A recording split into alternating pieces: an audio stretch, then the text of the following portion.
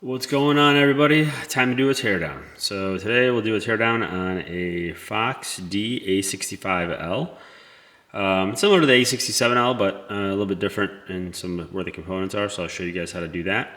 I do a lot of teardowns, just usually not ones with camera right in front of me, so I'll do my best to make this pretty simple and describe everything you guys got to do to tear one of these apart. If you are technologically declined and they're not really good at doing this kind of stuff, I'd probably suggest to leave it to the pros. But if you want to take a gander and try fixing your own phone, or trying to figure out what spot that you're missing, I'll show you guys how to do it. So the first thing we gotta do is take off the back cover, which you guys just saw. Then we'll pull the battery. I'll see it's a A65L. On this phone, we are gonna try to get the screen off of it, and we'll use it on a different repair that the customer wants to get repaired. So we got all these screws here. Let's take those out first. I like using an electric screwdriver. These small ones, there's no brand to them. They're all kind of, China made, but they work really well. It saves your hands from doing a billion screws, you know what I mean? So I do try to keep it on a magnet because it helps with the screws.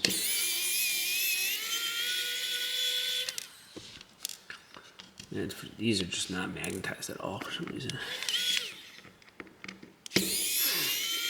I'd like to keep my screws organized when I'm taking the phone apart, especially if I need to put it back together. I like kind of remember which way they go. The other thing you can do also is you can take a picture of how the screws were in the first place. That way you kind of know which way, especially if they're different colors. But a couple tricks for you there. This one's a little bit more simple to take apart, mainly because it doesn't have an internal battery, so we don't have to really use any heat for anything. But there's a couple other devices coming up that I wanted to take a video that you guys will see. We'll bust out the heat gun and hopefully try not to break anything while taking it apart, right? It's the biggest downside with working with small stuff like this, is you end up breaking sometimes more pieces while trying to fix one thing. But hopefully I can show you guys how to avoid some of that through my learning experiences.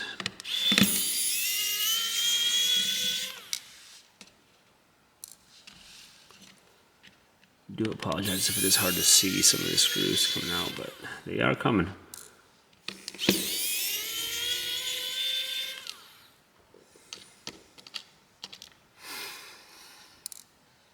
Alright, looks like we got a couple more left, and then we can move on to the next portion.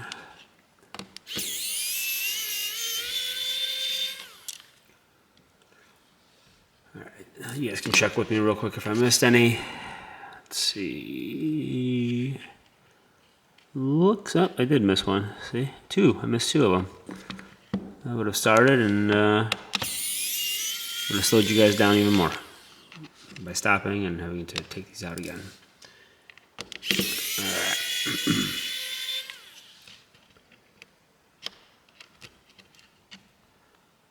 Alright, after all the screws are gone, what we want to do is, there's a thin piece of plastic that runs across the border that houses this camera lens and the rest of all the motherboard and everything else under here, which is the loudspeaker over here and whatnot.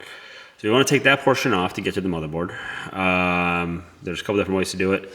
I like to try to lift it up with my hands a little bit in the weakest point, which is right here where the battery meets. Just use your fingers. And then I personally just really like this metal spudger. A lot of people will use a plastic one, or like a guitar pick or something. This is my tool of choice. You don't have to use it. It's just what I like and what I'm used to. And so pry this out a little bit. And just kind of go slow. That way, if it's giving you a lot of resistance, you might have a screw still left in there or stuck. Which in this case I don't, but I just want to be stuck right there. Let me take some, nope. Just had to go off the wrong side. So there's your camera lens.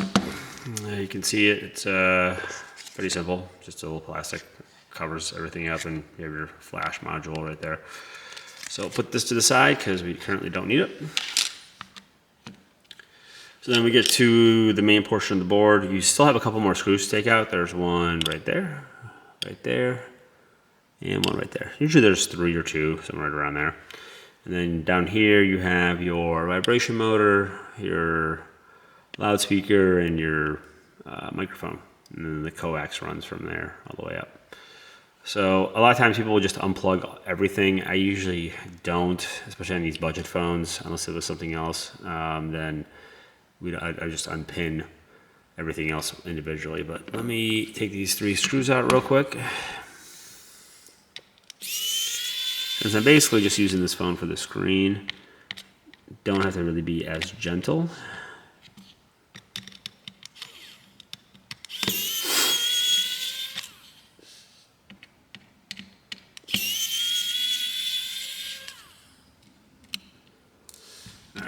So get those screws out of the way. And then I will unpin the ribbon connector over here. And then I will unpin the power volume flex right over here. And then usually this speaker will be really, sorry, let me move this down a little bit. This speaker over here will be a little bit fragile because of this cable. It's connected via these cables and not a pin connector. And that makes it a little bit more tricky if you're trying to save the board. That would take some time to take this out. Usually you get a nice pry into here and just gently lift up. I'll take both the front camera and the speaker out. And then that camera will have like a little bit of sticky glue / like sticker in the back of it. So, just gently pry that out, and then it will take the whole board with it. And then all we have left is this coax, and we just want to unplug it like that, and that's good to go. And there's your board. And you can, if you take off the camera, you can just take off this ribbon connector. It'll come right off, and same with this one as well too. And that will come off. And then if you do need to get the flex out, just go right on the side over here, and it'll pop it right off. Pretty simple. That. Just go slow because you don't want to rip it. And that's off right there. Pretty simple part. Oop, got my screwdriver rolling. Pretty simple to remove, but this is how you do a teardown on an A65L FoxxD phone. Pretty simple, but this screen's good to go. We'll use that as a repair screen when the customer brings one in. But that is how you do that. If you guys want to see other teardowns or other models you're having issues with, just drop a comment. I'd be more than happy to try to post that for you. We'll be adding a lot more different models. Any feedback is always great. Otherwise, if you like, subscribe, share, we'd definitely appreciate it. Thanks, guys. Until next time.